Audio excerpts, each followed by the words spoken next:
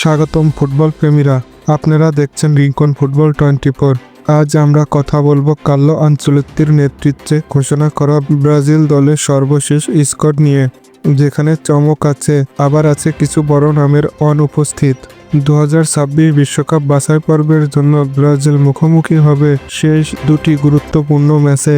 প্রথম match 5 September চিলির বিপক্ষে এবং দ্বিতীয় ম্যাচ 10 সেপ্টেম্বর বলিভিয়ার বিপক্ষে। এই দলে ডাক পেয়েছেন যারা: goalkeeper Alisson Becker, Bento, Hugo Souza; defender Gabriel Magalhaes, Marquinhos, Alexsandro, Fabricio Bruno; fullback Wesley Vanderson, Alexsandro, Caio Henrique, Douglas; midfielder Andrey Santos, Bruno Guimaraes, Casemiro, Joelinton, Lucas Paqueta; attacker Estevao, Gabriel Martinelli, Caio জস, Caio Henrique, Matheus Cunha, Raphinha, Richarlison, Joao Pedro.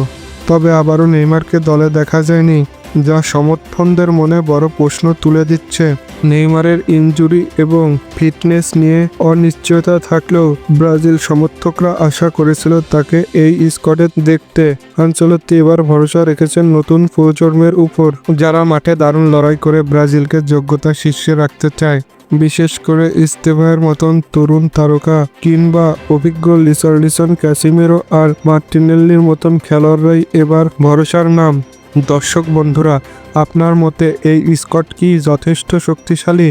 Neymar ছাড়া কি Brazil জয়ের ধারাবাহিকতা বজায় রাখতে পারবে? কমেন্টে জানিয়ে দিন আপনার মতামত। এভাবে ফুটবল জগতের সবচেয়ে বড় খবর নিয়ে আমরা থাকবো সব সময়। আপনারা ছিলেন রিংকন ফুটবল 24 এর সঙ্গে। ফুটবলের পরবর্তী আপডেট পেতে চ্যানেলটি সাবস্ক্রাইব করুন, ফেসবুক পেজটি ফলো করুন। ধন্যবাদ, খোদা হাফেজ।